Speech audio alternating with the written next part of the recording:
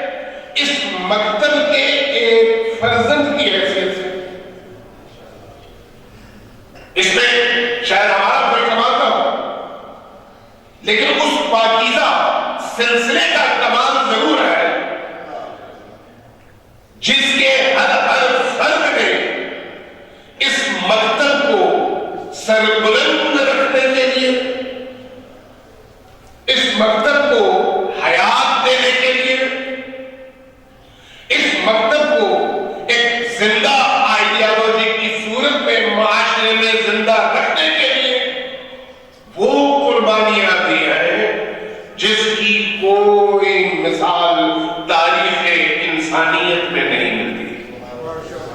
ائمہ اطہار، معصومین، اہل البیت، خانوادہ رسول، ذریت علی و بطول نے گزشتہ 1400 سالوں میں ہماری نجات کے لیے، ہماری عزت کے لیے، ہمارے شرف کے لیے، ہماری سربلندی کے لیے، ہمیں معاشرے میں عزت کا مقام دلانے کے لیے ہر وہ قربانی دی جو قربانی دی جا سکتی تھی۔ لہذا یہ مکتب کوئی سستا مکتب نہیں۔ اس مکتب کی قدر و قیمت کو اس اعتبار سے جاننا چاہیے کہ یہ وہ مکتبہ ہے جس پر علی نے اپنے آپ کو نشاور کیا ہے۔ یہ وہ مکتبہ ہے جس پر فاطمہ الزہرا سلام اللہ علیہا نے اپنے محسن کو قربان کیا ہے۔ یہ وہ مکتبہ ہے جس پر خود فاطمہ الزہرا سلام اللہ علیہا قربان ہوئی ہے۔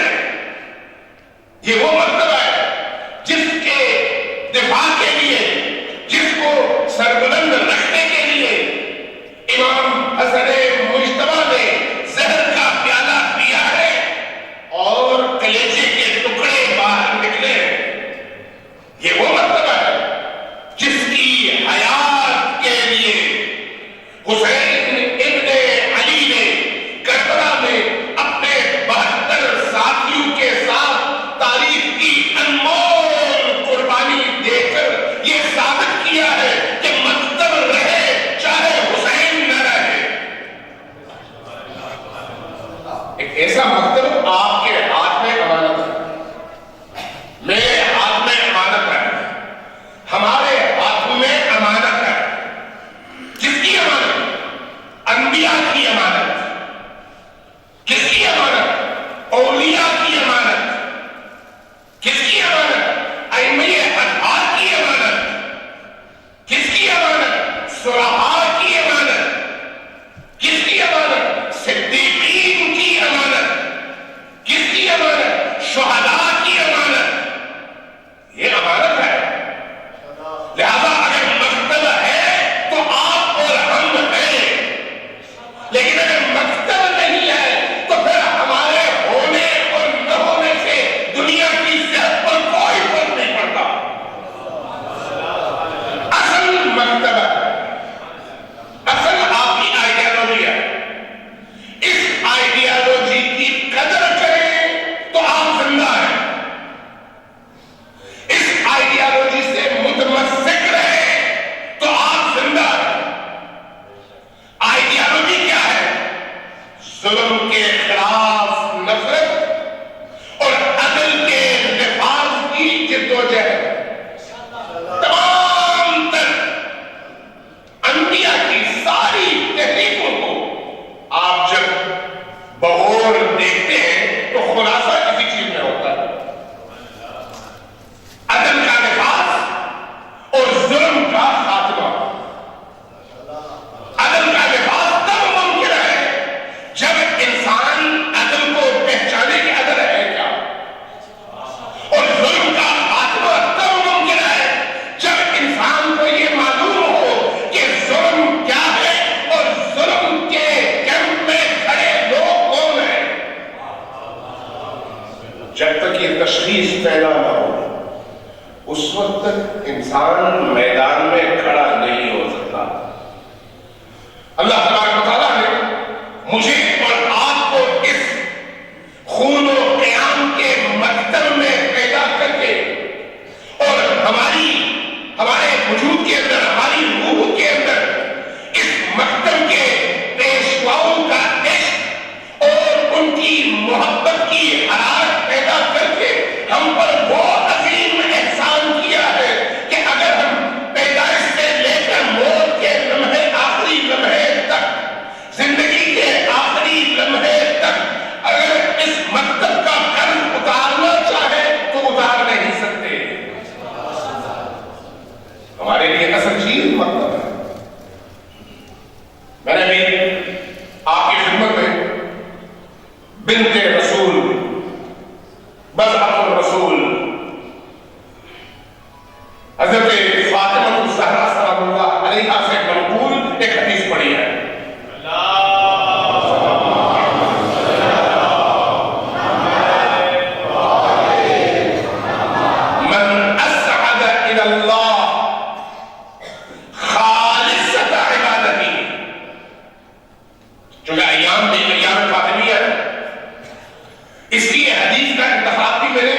جناب بی بی دو عالم کے کلام سے کیا، من اسعد الی اللہ خالصۃ عبادتہ انزل اللہ علیہ افضل مصلحتہ، جو شخص اللہ کی بارگاہ میں اپنی خالص ترین عبادت بھیجتا ہے، جو بھی شخص ہے، اللہ اس کے حق میں اس کے لیے بہترین مصلحتیں نازل کرتا ہے۔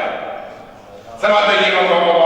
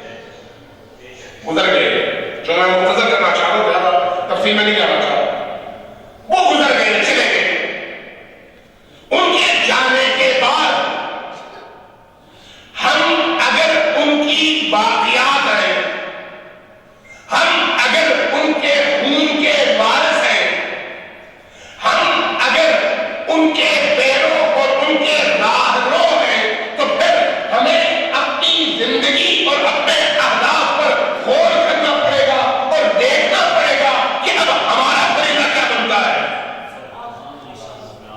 جب تک ہم اپنے فرائض طے نہیں کر لیتے، جب تک ہم اپنی ذمہ داریوں کا تعین نہیں کرتے، جب تک ہم خواب غفلت سے نکلتے نہیں آئے، جب تک ہم اپنے معاشرے کی ضرورتوں کو پہچانتے نہیں آئے، جب تک ہم اپنے اندر موجود صلاحیتوں، استعداد اور پوٹینشلز کی تشخیص نہیں کرتے، ہم معاشرے میں زندہ کھڑے رہنے کے قابل نہیں ہو سکتے۔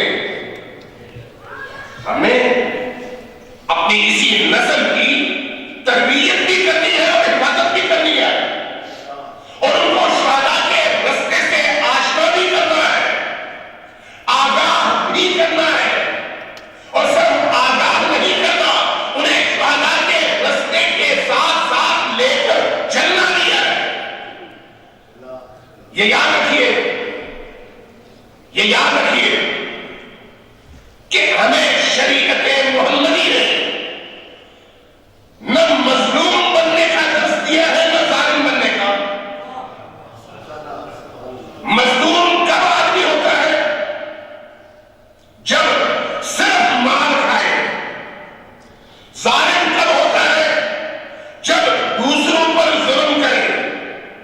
ہم سے کہا گیا ہے کہ استقامت دکھاؤ، ہم سے کہا گیا ہے کہ پابندی دکھاؤ، فاستقم کما امرت، اس طرح سے استقامت دکھاؤ، اس طرح سے پابندی دکھاؤ جس طرح سے تمہیں پابندی دکھانے کا حکم دیا گیا، استقامت دکھانے کا حکم دیا گیا۔ استقامت دکھاتے ہوئے اگر میدان عمل میں آپ جام شہادت نوش کرتے ہیں تو یہ جام شہادت فخر بھی ہے، سربلندی کا باعث بھی ہے۔ لیکن اگر اپنے دین سے لاتعلق رہتے ہوئے، دینی امور سے لاتعلق رہتے ہوئے، معاشرے سے لاتعلق رہتے ہوئے، ظالموں کے ظلم سے آنکھیں چراتے ہوئے، صرف اپنے پیٹ اور خانوادے کی خاطر زندگی گزارتے ہوئے اگر ہم کسی چیلنج کا شکار ہوتے ہیں اور مارے جاتے ہیں تو یقین جانیے وہ پیٹ کی خاطر موت تو ہے، دین کی خاطر نہیں ہے۔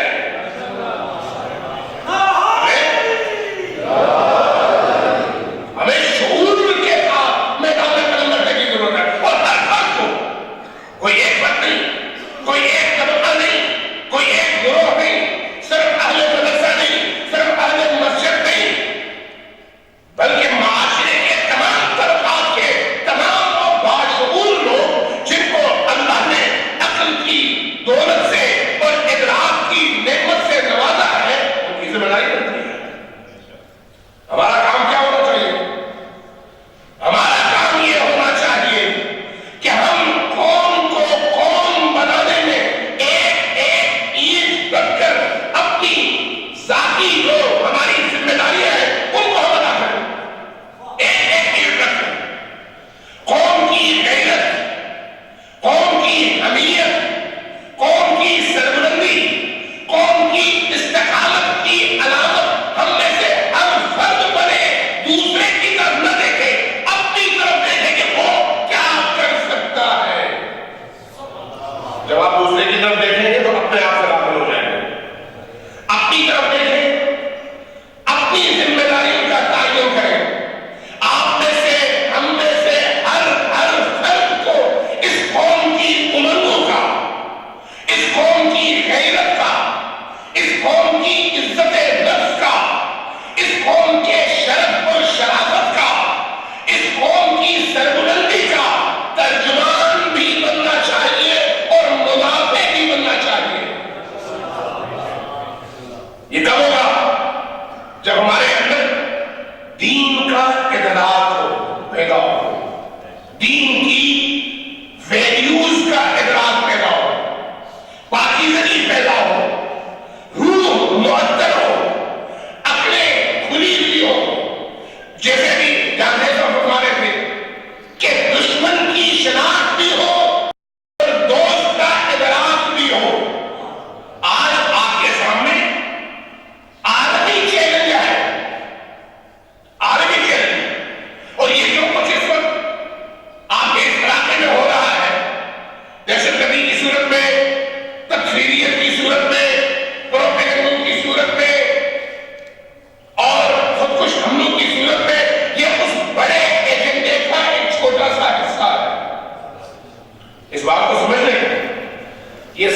کہ جب تک آپ علی ولی اللہ کہتے رہیں گے، جب تک آپ محمد رسول اللہ کہتے رہیں گے، جب تک آپ لا الہ الا اللہ کہتے رہیں گے اور ان کلمات کے تقاضوں کے مطابق بیداری، ہوشیاری اور غیرت کے ساتھ میدان میں کھڑے رہیں گے، ہمیشہ آپ کا دشمن آپ کو نشانہ بناتا رہے گا۔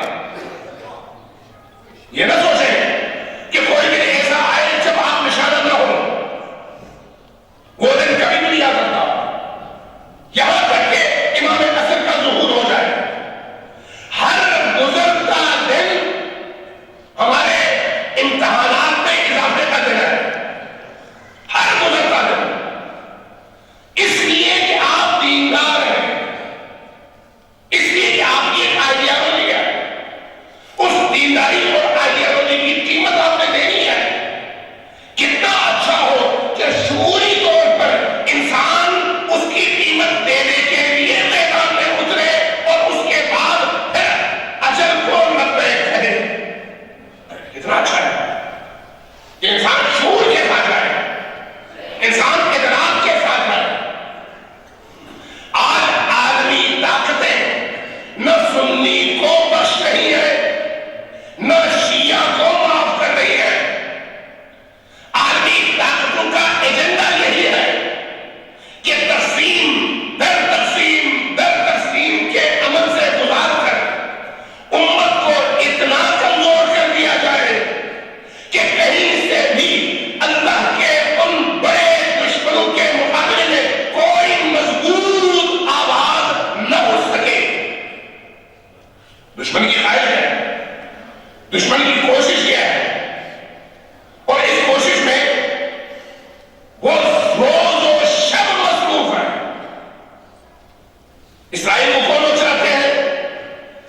امریکہ کو کون لوگ چلاتے ہیں؟ جو آپ سے انعام رکھتے ہیں، جو آپ کو اپنے لیے خطرہ سمجھتے ہیں، جو آپ کو اپنے دنیاوی زندگی کے لیے موت سمجھتے ہیں۔ اگر وہ اپنی دنیا بنانے کے لیے روز و شب تحریک کاری میں، سازشوں میں، منصوبہ بندیوں میں، حملوں میں، اقتصادی پابندیوں میں اور نئی سازشوں میں، پروپیگنڈوں میں مصروف ہے، تو کیا ہمارا یہ فریضہ نہیں بنتا کہ ہم دنیا کے لیے نہیں بلکہ اپنی آخرت بچانے کے لیے، اپنا دین بچانے کے لیے ان کے نفس کی حد تک بھی عمل کرتے ہوئے میدان میں اس طرح سے کھڑے ہو کہ پروپیگنڈے کا جواب دے سکے، ان کی طاقت کا جواب دے سکے، ان کے حملوں کا جواب دے سکے، ان کی نفرت انگیزیوں کا جواب دے سکے، ان کی شرارتوں کا جواب دے سکے۔ اور یہ جواب تبھی جواب ہے جب ہم امت محمدی بن کر اپنے اتحاد اور اپنی یکجہتی کے ساتھ شیعہ اور سنی کو ملا کر میدان میں کھڑے ہونے میں کامیاب ہو جائیں۔ یہ تبھی ممکن ہے۔ جن سرزمینوں میں جنگیں لڑی نہیں، جیسے یمن کی سرزمین ہے، جیسے سیریا کی سرزمین ہے، جیسے عراق کی سرزمین ہے، ان جنگوں سے پہلے وہاں پر بھی داخلی جنگیں تھیں۔ داخلی جنگیں، داخلی طور پر لوگوں کو ایک دوسرے کے ساتھ دست بگریبا رکھا گیا تھا۔ آج عراقی سنی کو بھی یہ احساس ہے، عراقی شیعہ کو بھی یہ احساس ہے، عراقی کرد کو بھی یہ احساس ہے، عراقی مسیحی کو بھی یہ احساس ہے، اور عراقی یہودی کو بھی یہ احساس ہے کہ اگر ہم مل جاتے ہیں تو ہر بڑے شیطانی منصوبے کا مقابلہ کر سکتے ہیں، اور اگر ہم ٹوٹتے ہیں تو ہمیں ایک ایک کر کے مارا جاتا ہے۔ وہ تجربے سے اس مرحلے تک پہنچے۔ کیا خود پاکستان کے اندر ان مراحل سے نہیں گزرے؟ کیا یہاں پر عزاداری کے جلوسوں اور مزاج سے عزا اور عزاداروں کو نشانہ نہیں بنایا گیا؟ کیا یہاں پر مسجدوں میں جمعے کی نماز پہ کھڑے نمازیوں کو نشانہ نہیں بنایا گیا؟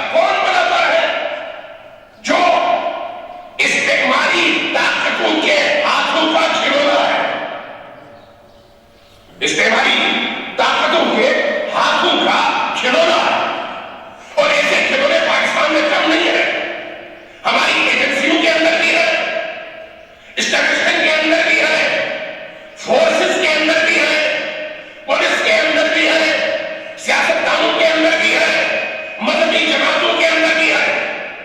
اس وقت امریکی استعمار، اسرائیلی پشت پناہی کے ساتھ پاکستانی بیوروکریسی اور نظام مملکت کو اپنے خونی پنجوں میں اس طرح سے جکڑے ہوئے ہیں کہ کوئی ہمارا ملی فیصلہ ملی ہو ہی نہیں سکتا جب تک ان کی آشیرواد اور ان کی رضامندی شامل نہ ہو۔ وہ اس حد تک آپ کے معاشرے کی رگوں میں پینیٹریٹ کر چکے ہیں، گھس چکے ہیں اور اندر داخل ہو چکے ہیں کہ آپ کا چھوٹے سے چھوٹا ادارہ بھی ان کی مرضی کے بغیر کوئی فیصلہ کرنے کے قابل ہے ہی نہیں۔ یہ اور اس میں کوئی جماعت مستثنی نہیں ہے۔ ناروں کی طرف اور خوش بیرون عبارات کی طرف نہ کریں۔ ایک اسرائیلی ویب سائٹ نے خبر لگائی، میرے پاس موجود ہے، اس کا انگلش بھی اور عبرانی بھی، خبر لگائی اور کہا کہ پاکستان کے اندر، اسرائیلی تھا، کہا کہ پاکستان کے اندر ہمارے اہداف کو پورا کرنے کے لیے بہت سارے لوگ جن کا کام ہی یہی ہے کہ عالمی ایجنڈے سے نیچے لا کر مسلمانوں کو شیعہ اور سنی کی تقسیم کی بنیاد پر، انقلابی اور غیر انقلابی کی تقسیم کی بنیاد پر، ایران اور پاکستان کی بنیاد پر اس طرح سے تقسیم کر کے رکھیں کہ یہودیوں سے ان کی نگاہیں اپنے لوگوں کی طرف مبذول ہو اور ایک دوسرے کو مار کریں۔ یہ اس اسرائیلی ویب سائٹ میں نشر شدہ اس خبر کی میں تفصیل بتا رہا ہوں۔ انہوں نے لکھا کہ ایسے لوگ موجود ہیں، ان میں سے دو بڑے نام، ایک آپ کے خیبر پختونخوا کا اور ایک آپ کے پنجاب کا، دو بڑے نام لے کر لکھ کر اور ان کی تصویریں لگا کر انہوں نے کہا کہ ہم حکومت اسرائیل سے مطالبہ کرتے ہیں کہ ہر روز 2 ٹینک کم بنائے اور ان 2 ٹینکوں کی قیمت ان 2 مولویوں کو دے دیں۔ اس کے نتیجے میں پاکستان میں ہمیں کچھ اور کرنے کی ضرورت نہیں ہے، تو یہ لوگ کافی ہیں پاکستان کو ڈبونے کے لیے اور شیعہ سنی فساد پیدا کرنے کے لیے۔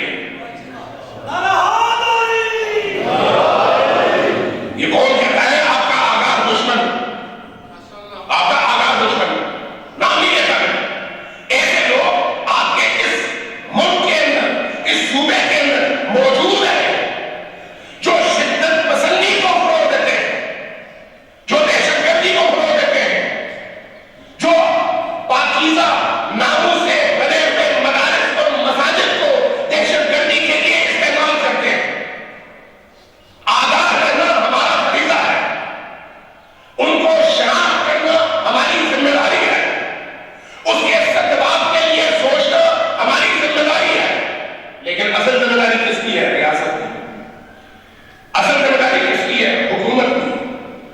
لیکن جیسا کہ میں نے پہلے عرض کیا، جب ریاست اور حکومت کے ڈھانچے کے اندر اس فکر کے لوگ موجود ہوں جو اس ریاست کو دین دشمن سیکولر ریاست کے طور پر پروان چڑھانے کے لیے شب و روز محنت کر رہے ہوں، دینی ویلیوز کو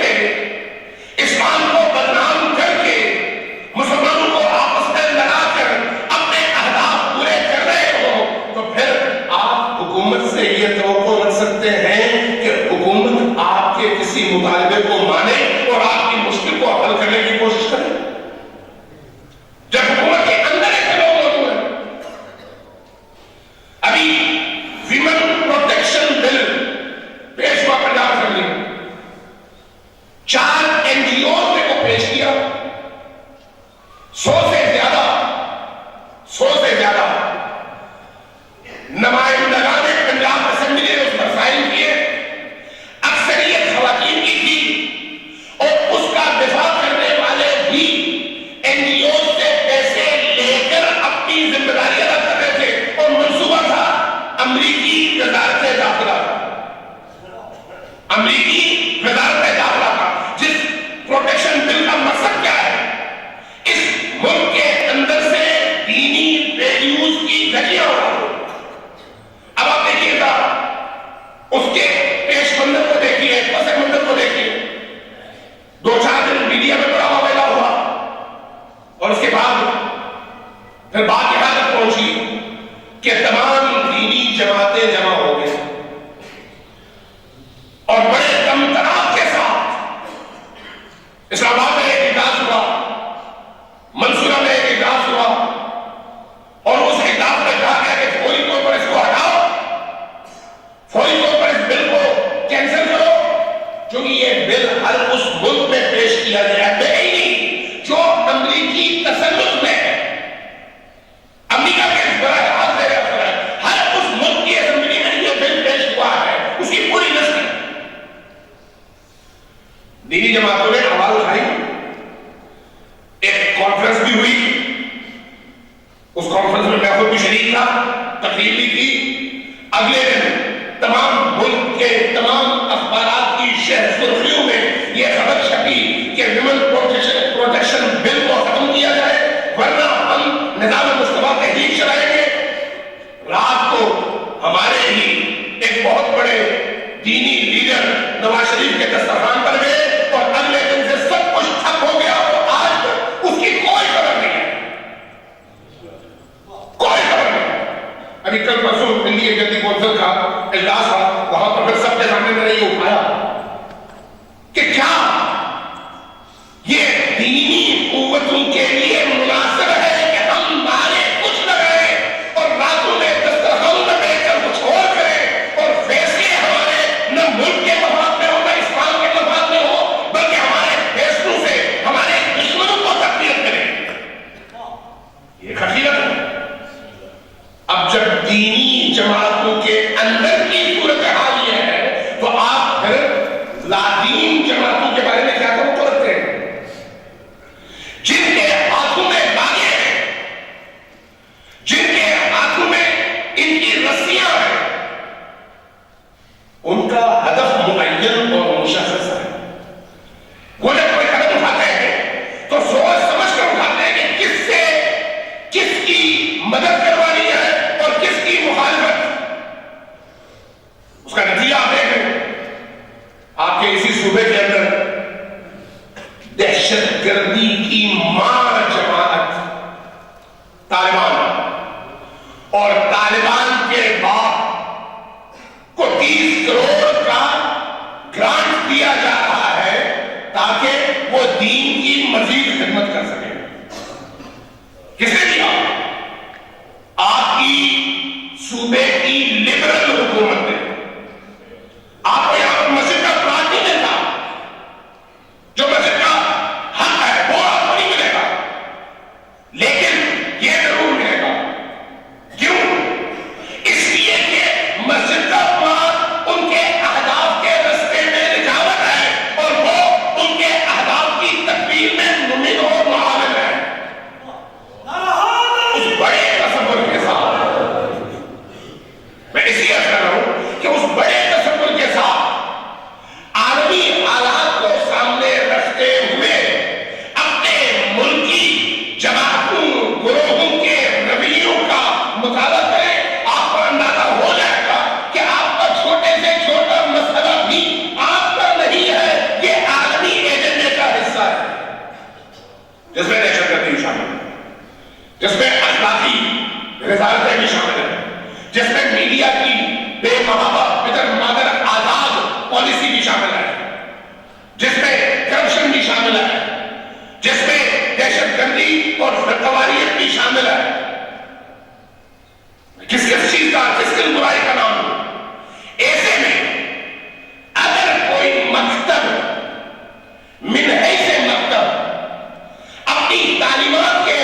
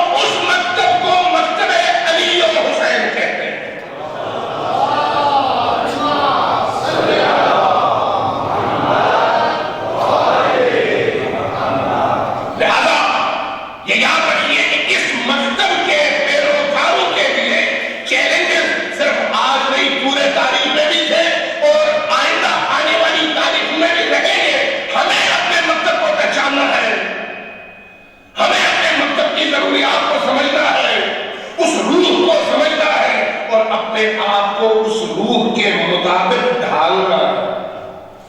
اگر آپ اپنے آپ کو اسلوب کے مطابق ڈھالیں گے تو یقین جانیے آپ کی قلت تعداد کوئی معنی نہیں ہے, کوئی معنی نہیں ہے.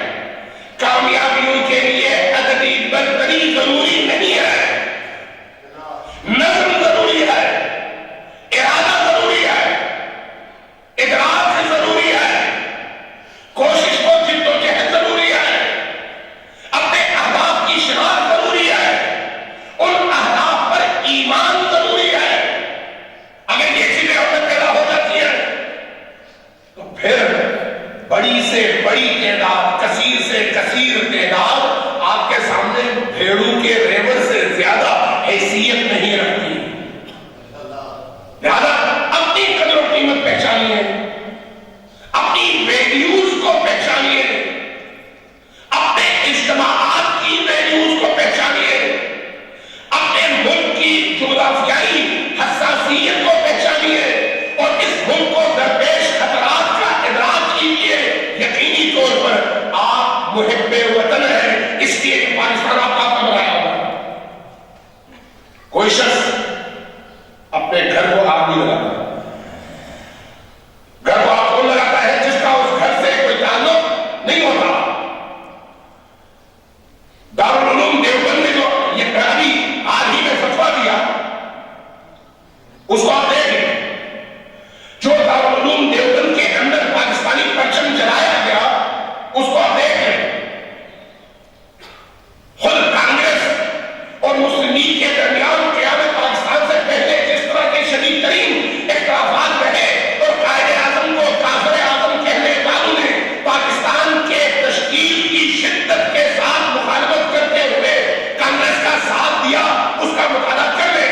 آپ کو اندازہ ہو جائے گا کہ آج اگر آرمی کے ہیڈ کوارٹرز پر, پولیس کے ہیڈ کوارٹرز پر, مسجدوں پر, امام بارگاہوں پر, میلادوں پر, سڑکوں پر, بازاروں پر حملے ہوتے ہیں تو اس کے پیچھے طرز تفکر کیا ہے اور وہ موٹیو کیا ہے. کسی لمبے چوڑے مطالعے کی ضرورت نہیں ہے. لہذا پہچاننے کی ضرورت ہے. کوئی بھی مکتب من حیث مکتب پورا نہیں ہوتا, ان کے جو چہرے ہوتے ہیں ان سے پہچانا جاتا ہے کہ اب اس مکتب کا رخ کس طرف ہے. آج اگر اسرائیل اور امریکیوں کے مفادات کی حفاظت کے لیے یہاں سے لوگ بھیجے جاتے ہیں تو ہمیں یہ سمجھ لینا چاہیے کہ اندر کی صورتحال مخدوش ہے اور اس مخدوش صورتحال میں ہمیں اپنے آپ کو مضبوط کرنا ہے, اپنے جوانوں کو مضبوط کرنا ہے. جوانوں کی مضبوطی چھاونی اور ٹریننگ کیمپ سے نہیں ہوتی, یہ ذہن میں رکھیں. جوانوں کی مضبوطی ایمان سے ہوتی ہے, جوانوں کی مضبوطی یقین سے ہوتی ہے. ہدف پر یقین, اپنے راستے پر یقین, اپنے مقصد پر یقین. اس یقین کی کیفیت کو اوپر لے جانے کے لیے اپنے شہداء سے تمسک ضروری ہے, شہداء کی یاد کو زندہ رکھنا ضروری ہے, شہداء کے خون کے پیغام کو زندہ رکھنا ضروری ہے. شہداء نے جس مقصد کی خاطر قربانی دی ہے اس مقصد کا احیاء اور عوام تک اس مقصد کو پہنچانا ضروری ہے. اور اس کے لیے پھر فرقواریت سے اوپر آنا پڑے گا, اس کے لیے پھر مسلکی اختلافات سے اوپر آنا پڑے گا. جس مسلک پہ جتنے اچھے نیک پرہیزگار دین دوست وطن دوست عناصر موجود ہیں ان کو ملانا پڑے گا, ان کو قریب لانا پڑے گا, ان کے قریب جانا پڑے گا تاکہ مل کر ہم اپنے دین کی بھی حفاظت کر سکیں اور اپنے ملک کی بھی حفاظت کر سکیں. یہ جو ہمارے شہداء ہیں ان کا پیغام یہی ہے کہ دین کو بچاؤ, شدت پسندی سے بچاؤ. یہ ایام ہمیں یہ درس دیتے ہیں, ہمیں بتاتے ہیں یہ ایام کہ شدت پسندی میں بقا نہیں ہے, لیکن شدت پسندی کے مقابلے میں پورے قد کاٹ کے ساتھ کھڑے ہونے میں بقا ہے, چاہے اس میں جان چلی کیوں نہ جائے. زہرا سلام اللہ علیہ نے جان دی ہے، یہ ایام کے بی بی نے جان دی ہے، کس رات میں جان دی ہے؟ اسی رات میں، اسی رات میں۔ لیکن خود بی بی جو آج یہ ایام کے حوالے سے منائے جاتے ہیں، خود بی بی کی زندگی کو دیکھیے، بی بی نے بیٹھ کر جان نہیں دی، گھر سے نکلی، ظلم کے مقابلے میں آواز بلند کی، دربار خلافت تک گئی، مسجد تک گئی، اپنے حق کے لیے آواز بلند کیا، اپنے شوہر کے حق کے لیے آواز بلند کیا، امامت اور ولایت کی حفاظت کے لیے آواز بلند کیا، ولایت کے دفاع کے لیے سب سے پہلی مدافع خاتون بنی، ولایت کے دفاع کے لیے تاریخ کی سب سے پہلی شہیدہ بھی اور سب سے پہلی مدافع خاتون بھی، ولایت کی حفاظت کے لیے، امامت کی حفاظت کے لیے، اللہ کی اس امانت کی حفاظت کے لیے۔ کون کون سی سختیاں ہیں جو انہوں نے برداشت کی؟ وہ دن بھی آئے جب مدینہ باغ میں فاطمہ الزہرا سلام اللہ علیہا سے کہہ دیا کہ اے بنت رسول، یا آپ دن میں روئیے یا رات میں روئیے، آپ دن میں بھی روتی ہیں اور رات میں بھی روتی ہیں، ہمیں چین سے سونے نہیں دیں، ہمیں چین سے سونے نہیں دیں۔ جب معاشرہ لاتعلق ہو جائے ان کو اپنے سونے کی فکر ہوتی ہے، لیکن اللہ کی دی ہوئی اس امانت کی فکر سے وہ آزاد ہوتے ہیں۔ اور ایسا ہی وہ بیوی دو تین جملے آپ نے شروع بیاض کر کے اپنے آئے سے وہ بیوی آخری دن حضرت اسماء بنت امیس کو بلایا۔ ایک روایت یہ ہے، ایک روایت کہ اسماء کو بلایا اور بلا کے کہا کہ اسماء، میری واپسی کا وقت قریب آ چکا ہے، میں اپنے والد گرامی سے ملنے جا رہی ہوں، مجھے پانی دو تاکہ میں نہا سکوں۔ آپ نے خوب غسل فرمایا، پاکیزہ ترین لباس منگوایا اور وہ لباس زیر تن فرمایا۔ اس لیے شیعہ اور سنی دونوں طرح کے مورخین نے لکھا ہے یہ پہلی خاتون ہے جنہوں نے اپنی حال حیات میں غسل فرمایا اور اس کے بعد اس نے میت کی ضرورت باقی نہیں رہی۔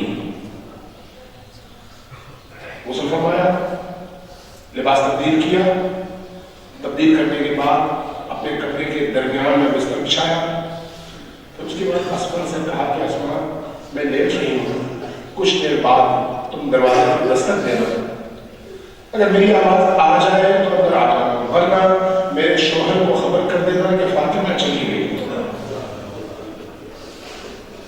پھر میرے بچوں سے کہنا کہ وہ آئے میرے سرانے۔ اسماء نے کچھ دیر بعد جب دستک دی، آواز نہیں آئی تو میں چیخ کر رو پڑا، روئی اور فوراً بندے بھیجے مسجد کی طرف، کہا علی بن ابی طالب کی بارگاہ میں، یا علی، آپ کی زوجہ، آپ کی شریف حیات بھی آپ کو چھوڑ کر چلی گئی۔ تاریخ کہتی ہے کہ علی نے جیسے ہی فاطمہ الزہرا کی شہادت کی خبر سنی، ان کے حلقوں میں مبارک سے چیخ نکلی اور زمین مدینہ پر گر پڑے۔ دوسروں نے سہارا دیا، گھر آئے۔ عجیب منظر تھا۔ اسماء نے ان دو بچوں کو، حسن اور حسین علیہ السلام کو تھاما اور ماں کے پائنتی پر لے آئی۔ امام حسن نے ایک پاؤں پکڑا، امام حسین نے دوسرا پاؤں پکڑا اور دونوں بچے زار و قطار رو رہے تھے اور ماں کے قدموں کے تلوے اپنے رخساروں سے رگڑ کر روتے ہوئے کہہ رہے تھے کہ ماں آپ چلی گئی، ہمیں کس کے سہارے چھوڑ کر چلی گئی۔ اسماء نے دیکھا کہ حسین کم رو رہے ہیں اور حسن زیادہ رو رہے ہیں، حیرت ہوئی، کہا کہ بیٹا حسن تم بڑے ہو، تمہیں صبر کرنا چاہیے، باقی بچوں کو زینب ہے، ام کلثوم ہے، ان کا رونا بنتا ہے، تم ذرا ان کو سہارا دو، زیادہ نہ رو۔ کہنے لگی دادی جان، آپ نے مجھ سے تو کہہ دیا کہ تم کم رہو، لیکن آپ کو نہیں معلوم کہ جو کچھ میں نے دیکھا ہے وہ میرے بہن بھائیوں نے نہیں دیکھا۔ کہا بیٹا تم نے کیا دیکھا؟ کہا کہ میں وہ منظر دیکھا ہے جو کبھی اللہ کسی بیٹے کو نہ دکھائے۔ کہا بیٹا ذرا بتاؤ وہ کیا منظر تھا؟ کہا کہ جب میری ماں اپنے حق مدد کے لیے مسجد میں گئی اور پروانہ خلیفہ سے ملا، وہ لے کر جب پوچھے یہ بنی ہاشم میں آ رہی تھی تو وہ شقی ابن شقی سامنے آیا۔ آنے کے بعد اس نے میری ماں کا رستہ روکا، پوچھا کہ یہ کیا لے کر آئی ہو؟ جواب میں فرمایا کہ مجھے فلک کا پروانہ مل چکا ہے۔ چھیننا چاہا، جب آپ نے نہیں دیا تو اس زور سے ہاتھ اٹھا کر تھپڑ مارا کہ میری ماں زمین پر اس طرح سے گری کہ پھر اٹھ نہ سکی۔ کہتی ہے بیٹا پھر کیا ہوا؟ کہا کہ میری ماں کا حال یہ تھا کہ ان کا ایک ہاتھ ان کے پہلوئے شکستہ پر تھا اور دوسرا ہاتھ دیوارے پوچھے بنی ہاشم پر تھا، اور چہرہ رخ کیا ہوا تھا قبر نبی کی طرف، اور اونچی آواز میں پکار رہی تھی کہ بابا دیکھیے آپ کے قبر کی مٹی ابھی گیلی نہیں ہوئی اور آپ کی بیٹی پر یہ مظالم شروع ہو چکے ہیں۔